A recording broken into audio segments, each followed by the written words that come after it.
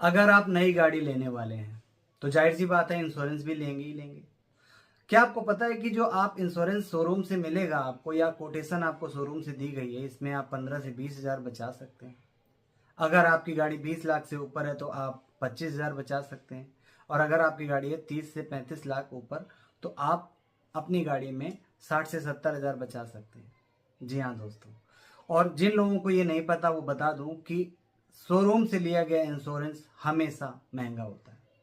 Reason भी बताऊंगा और इसके ऑप्शन क्या हैं, आप कर क्या सकते हैं। कुछ लोगों को तो ये लगता है कि जो नई गाड़ी आप ले रहे हैं उसका जो इंश्योरेंस होगा फर्स्ट टाइम वो कार जो शोरूम वाले हैं वही करके देंगे और मैंडेटरी होता है वही करके ही देते हैं और आप बाहर से कुछ नहीं कर सकते।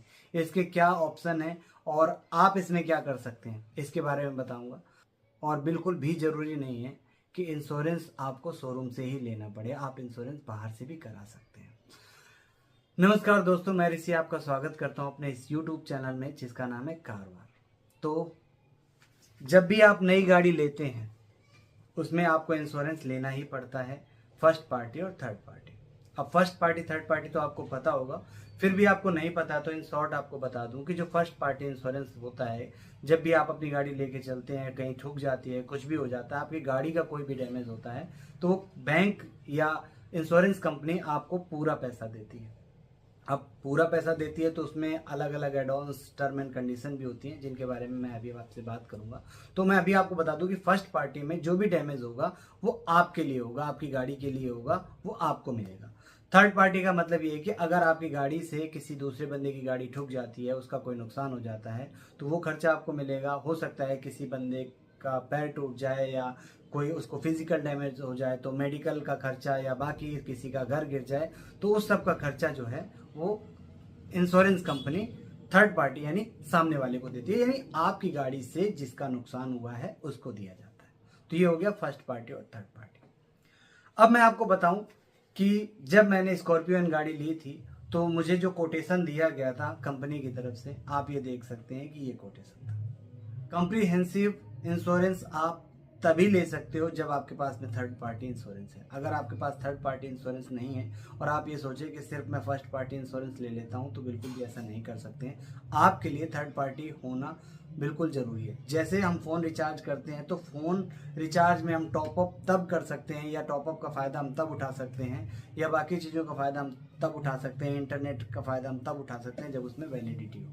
तो इंश्योरेंस के टर्म में एक एज अ वैलिडिटी जो बैकएंड में काम करती है, जो सबसे ज़्यादा ज़रूरी होती है, वो होती है थर्ड पार्टी इंश्योरेंस। जी हाँ दोस्तों, तो इसमें भी बहुत सारे अलग अलग कंपनियां हैं, बहुत अलग अलग ब्रांड है, और जिस तरीके से अलग अलग कंपनियां हैं, जिस तरीके से अलग अलग ब्रांड हैं, उसी तरीके से इन पॉलिसी को प्रोवाइड करने वाले भी संस्थाएं अलग अलग हैं।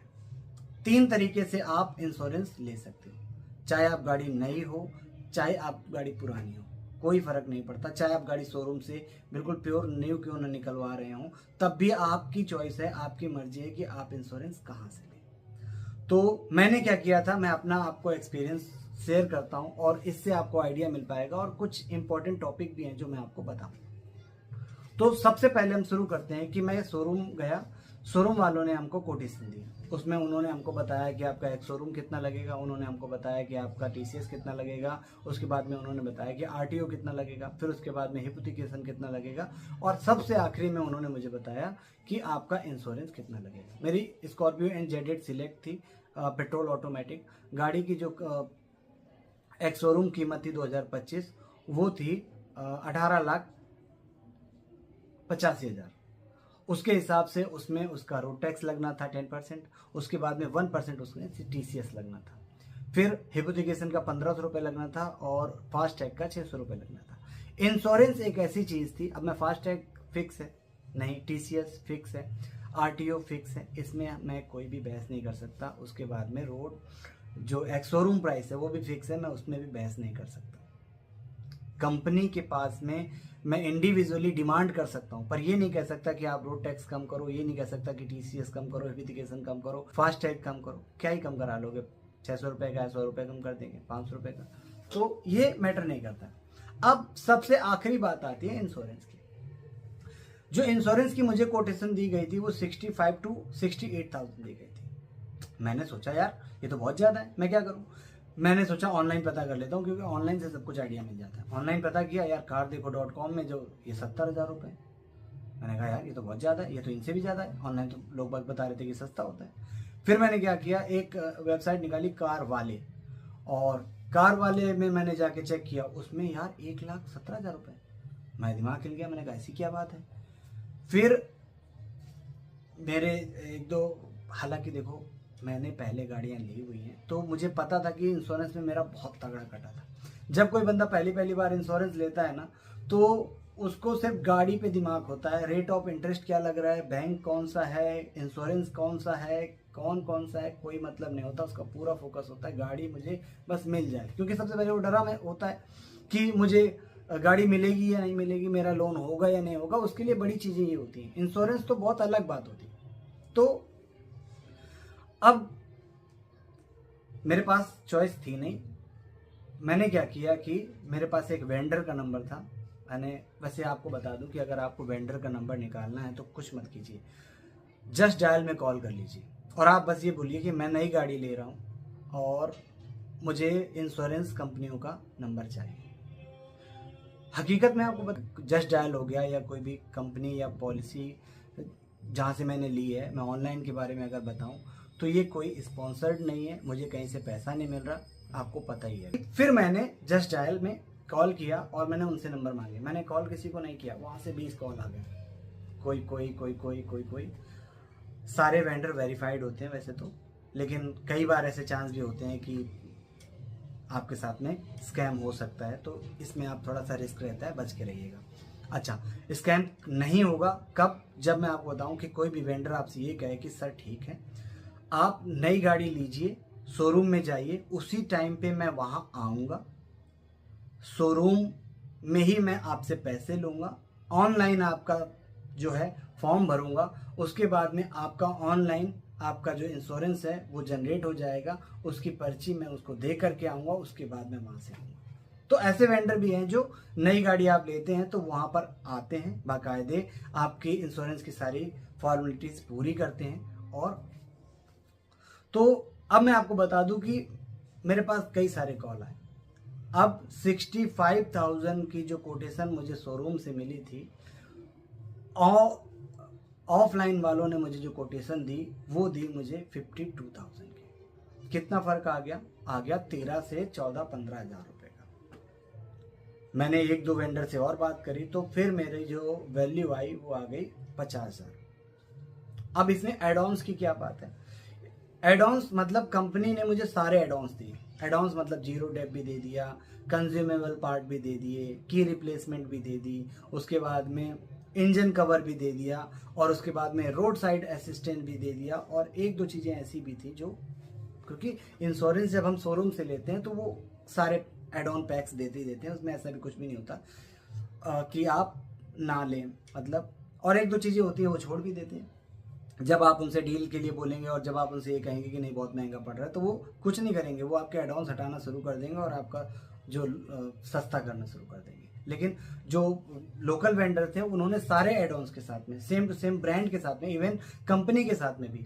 अब मान लीजिए मैंने टाटा AIG से कोटेशन ली शोरूम से, वो मुझे 65,000 की पड़ी। वही टाटा AIG की मैंने इंश्योरेंस पॉलिसी के लिए अगर मैंने पता किया वेंडर से तो मुझे 54,000 की पड़ी।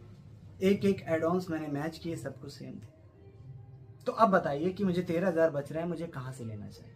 जब मैंने सर्च करना शुरू कर दिया तो कुछ फेमस कार इंश्योरेंस जैसे कि पॉलिसी बाजार, carinsurance.com, कुछ ऐसे करके एक दो बड़े बड़े ब्रांड हैं, मैं नाम नहीं ले रहा।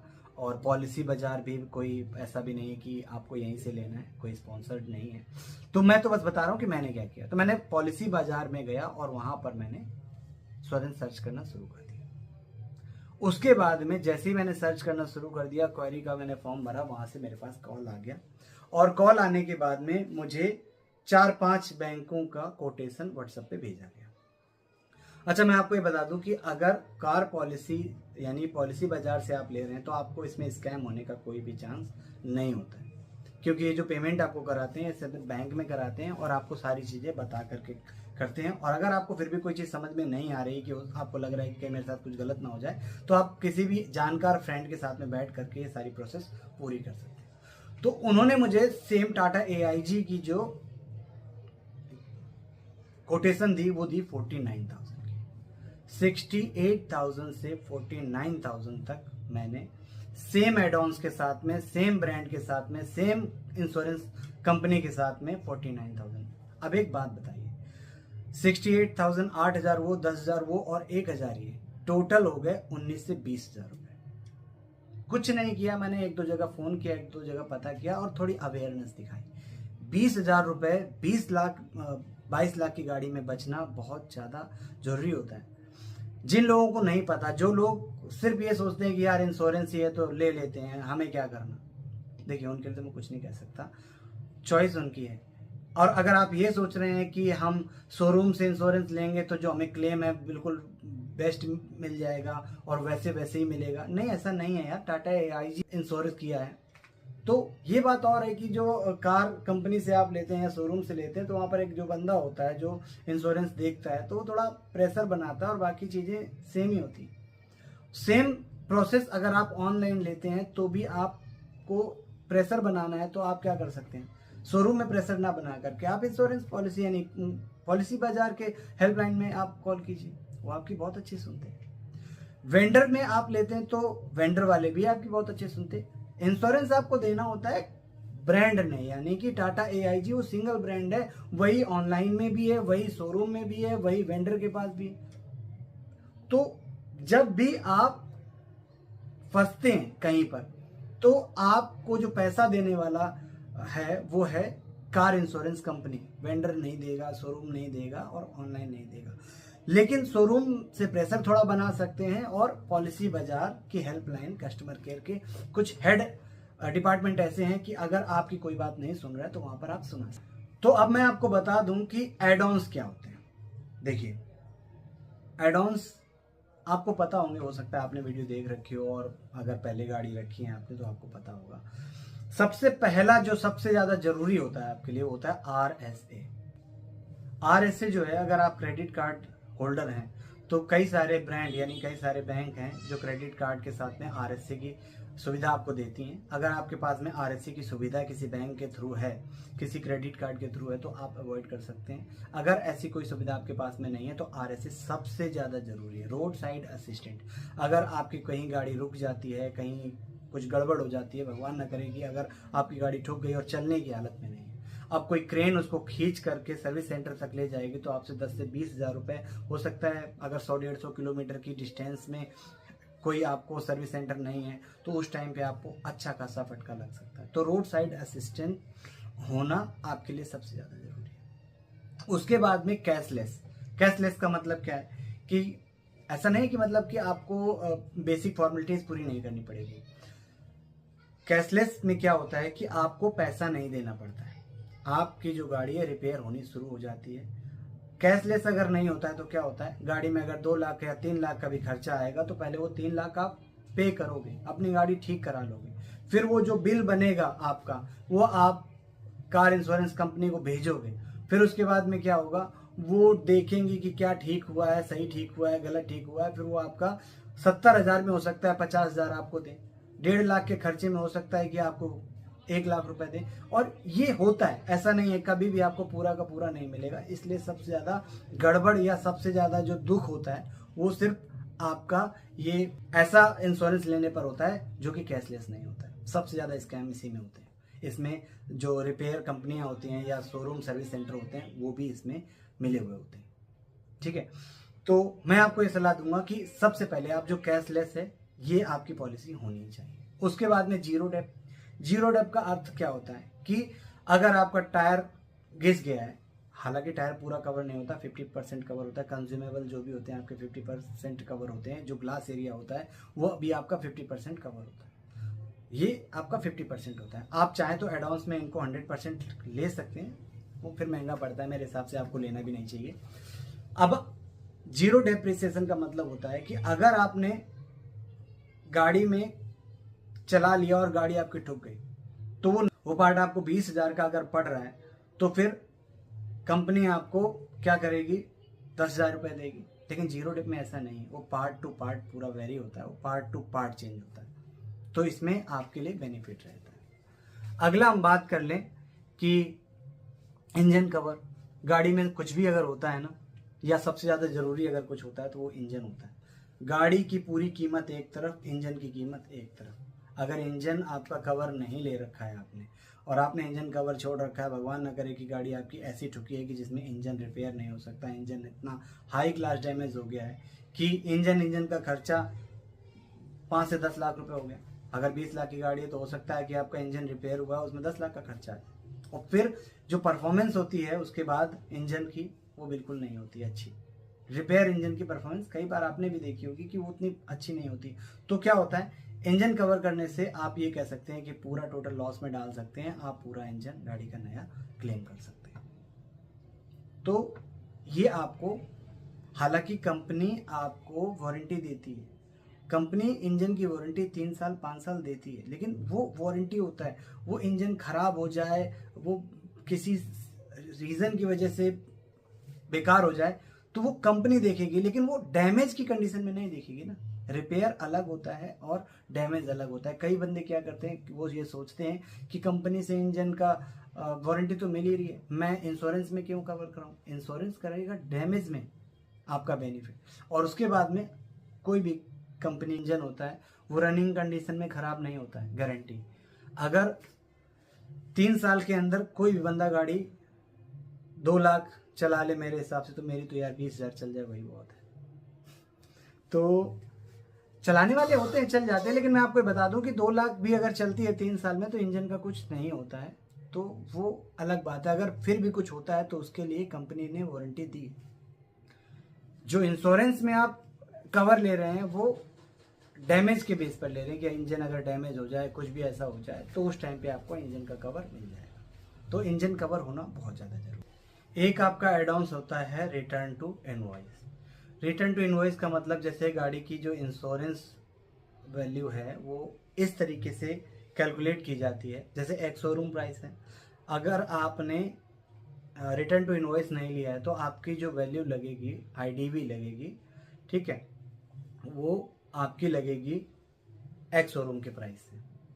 लेकिन अगर आपने ये रिटर्न टू इनवॉइस सिलेक्ट कर लिया, एड ऑन ले लिया, तो उस दौरान क्या है कि आपकी अगर गाड़ी 18 लाख की या 20 लाख की है, उसमें आपने आरटीओ दिया 3 लाख रुपए का, तो उस दौरान क्या होता है कि अगर आपकी गाड़ी चोरी हो जाती है, आपकी गाड़ी टोटल लॉस में चली जाती है, तो फिर आपको एक्स शोरूम की वैल्यू ना मिल करके आरटीओ के साथ में जो आपने पूरे खर्चे किए थे एकदम बिल्कुल इंश्योरेंस वाला छोड़ के पूरा पैसा एज इट एज आपको मिल जाता है।